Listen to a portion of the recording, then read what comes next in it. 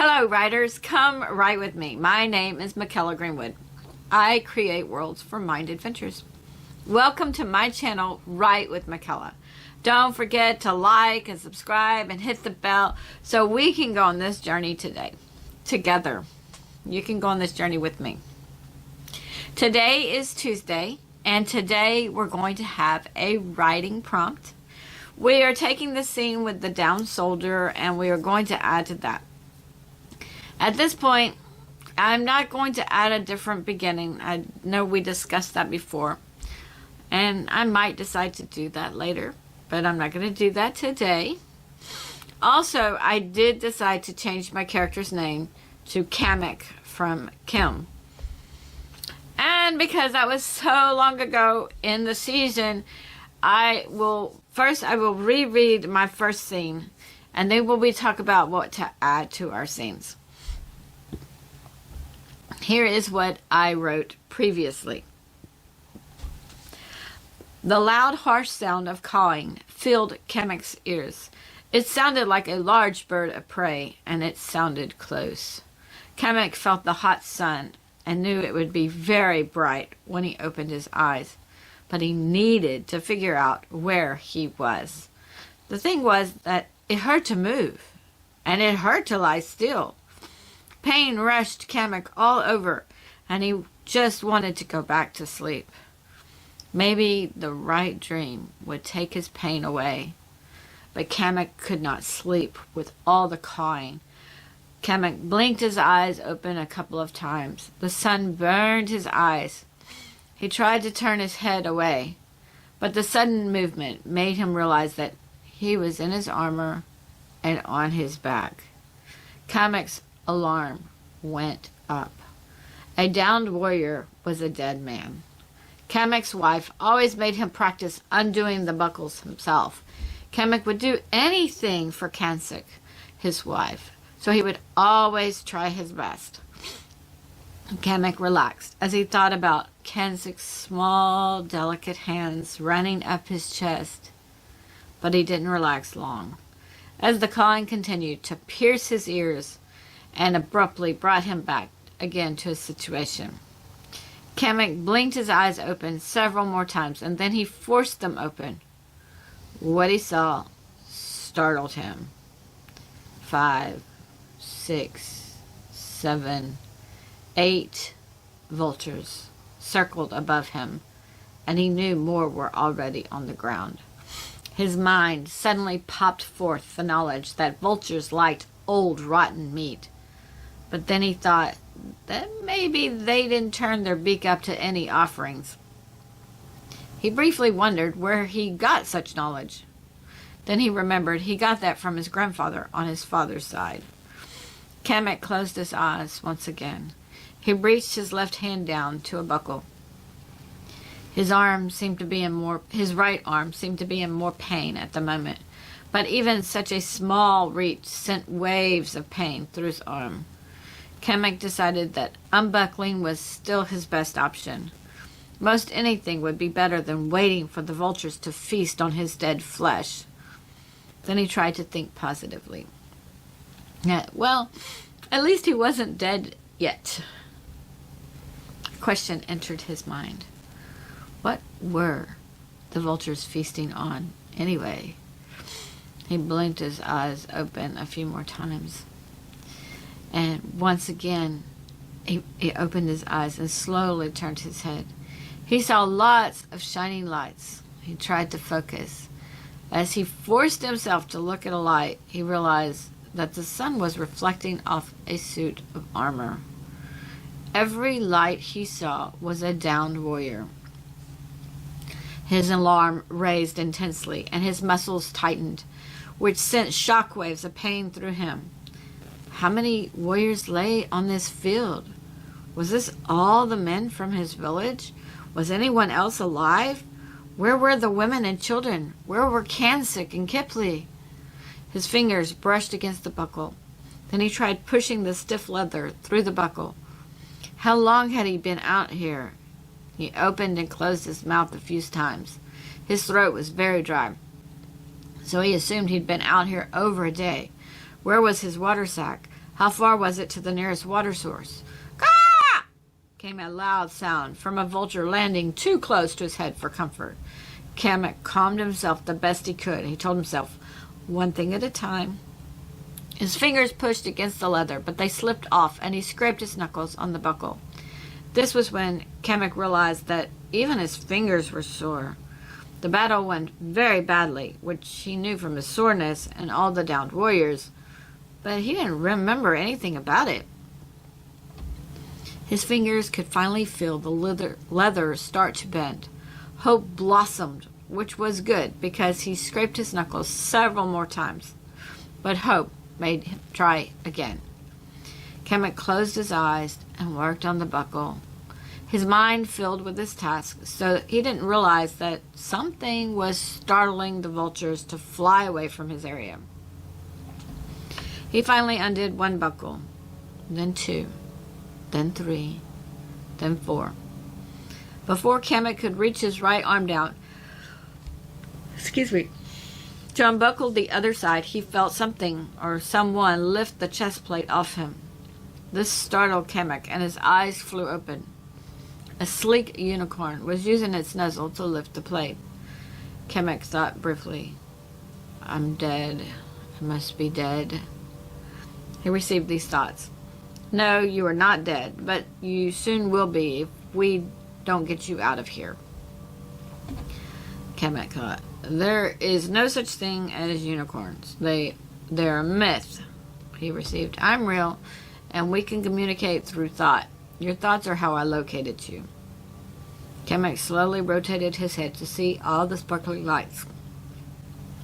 Are there any others alive? I don't know, thought the unicorn. I don't read or hear a dead person's thoughts, so I just have to wait until they gain consciousness. Now let's get you out of the armor. Somehow an enemy had cut the buckles on the right side because the unicorn had successfully flipped the chest plate off. Now Kamek slowly raised both arms to his helmet and started to push it off his head. His arms hurt, especially his right arm, but after a little struggle, the helmet slid off. Okay, writers, that was what I found in my journal, and that's what we read in the episode a few weeks or 7 weeks ago or so. And today we are going to add to our scenes. Our instructions for this were in episode 3.1, season 3.1, episode 11. And now we're on 27, so that was like 16 episodes ago. Basically, I told you to write about a down soldier. I told you to describe the scene, to use your senses. Then you had to decide if you had a medical team or a random person that found your character and helped him or her, and if your character walked off the field. As we reread today, in my scene, a unicorn helped my character, but he wasn't off the field. So that is what I will add. If you already had your character leave the field, then you can add where he or she goes next. Does the medical team take him or her to a hospital or a MASH unit? Does he or she try to go home? If your character didn't make it off the battlefield yet, will he or she check on fellow soldiers, or will he or she just make his way off the field? And I don't know that you even had other soldiers lying around. It could have just been this character could have been in the middle of nowhere and not seen anybody else. So those were your choices, and these are your choices. So you get to add to it today. Also, you might want to describe the wounds or injuries. Are there just bruises? Are there cuts and scrapes? I think you could have had a concussion, something. Is anything broken? And I think next time we write on this in part 3, so don't throw it away. Keep it handy. We can flash back to the battle, or I'm thinking we can have flashes of memory about the battles as we tried to head somewhere, or we tried to go to the next step of the journey. So that we're not worried about the previous battle at this point. Unless you want to. It is your choice, but if we're writing together, this is what I'm doing. I'm kind of giving you a heads up of what I'm doing so you can add to yours. So let's start.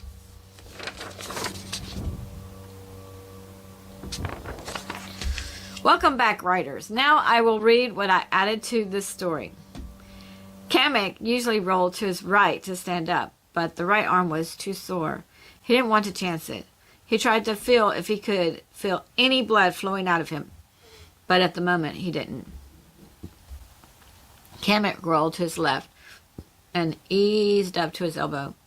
Then he heard a groan. Kamek glanced around. He thought, I heard something. We should figure out who else is alive. Kamek received, I'm using my senses. Kamek slowly rose to his feet and looked around. The light was still very bright, and his eyes still hadn't adjusted. The vultures started landing in various places again. Kamek grimaced as he saw the vultures pull flesh off another downed soldier. Then he heard the groan again.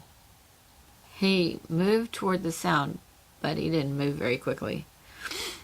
He looked down at his armored legs and contemplated on whether or not he should also remove his lower armor. He leaned down and undid the buckles on his left leg. As the armor came off, he felt relief. He realized that the enemy had bashed the armor in, and the indented armor had bruised his leg in several places. His right arm was sore, and he briefly wondered where his sword was. But he moved his right arm a little to see how much movement he had. Then, as he looked to the ground, he saw something strange. There were footprints on the ground. They were unlike any he had ever seen. They weren't human, that was for sure. Kamek looked around and saw more prints all over the ground. Then he heard the groan again. He looked around and thought he saw movement from a drummer, but it was a drummer from the enemy side. Kamek just bent down to remove the leg armor from his right leg. He needed to be able to move. Kamek received these thoughts. I think I found another live soldier, but the armor is still on. Kamek looked over his shoulder. It was a strange sight to see the unicorn among the downed soldiers. Apparently the vultures didn't like the unicorn, as they had flown away from his area. Kamek was able to get the buckle to release the armor. Excuse me. And it fell to the ground.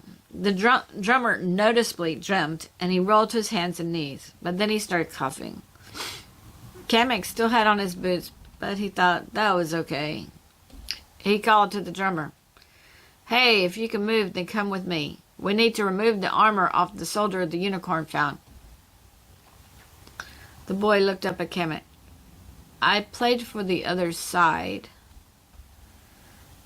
Kamek motioned to the print on the ground. You played for what left these prints, or for some of the dead soldiers? The boy looked up and around and saw the soldier he played for, and vultures were ripping up flesh to eat. The boy grimaced and turned his head away. He looked at Kamek again. His face showed his worry and disgust. He motioned. I played for him. Kamek looked over. He shook his head to himself. Can you walk? The boy stood up slowly. I think I can. As he stood, Kamek noticed his stomach. It seemed something had ripped his leather clothes. No one on either side messed with the drummers. The drummers had important duties to play the drums to encourage their soldiers. Kamek motioned. Who attacked you? The boy looked down and he pulled the leather to the sides. Blood was caked on his stomach. I don't know. Come, let's see who the unicorn found, stated Kamek. He slowly turned and headed toward the unicorn. After a few minutes he heard, My drum! What should I do? Kamek turned back and saw the smashed drum. He looked across the battlefield and saw smashed drums everywhere. He looked down and saw more prints. He wished he could remember something about the battle, but right now his mind was blank. However, deep inside himself he felt like His enemies hadn't done the damage. They needed to join together to fight whatever it was that could leave a whole battlefield of men. That could level a whole battlefield of men. "Leave it," he said to the boy. "We need to get off the field. You're with me now." The boy didn't question. Drummers usually went with a man that took them in. Many of them had fathers die in battle, so they became drummers to get food for their remaining family members, like a mother or sibling. The boy didn't know how to get food to his family if he went to live with his enemy, but he would figure that out later. Once they got to the soldier that the unicorn stood over, Kamek recognized him. Kamek went down on one knee, but he did so too quickly, and pain rippled through him again. "Most, it's good that you are alive," said Kamek, as he started unbuckling the armor.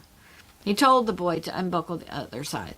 The boy hesitated at first, but then the unicorn looked at him, so he got busy undoing the straps. After they removed the armor and helped Most sit up, Most groaned and stated that he had a really bad dream. Then he looked around and saw all the dead and the vultures. "Help me up," he said. Kamek helped him up. "The drummers are dead too," said Most.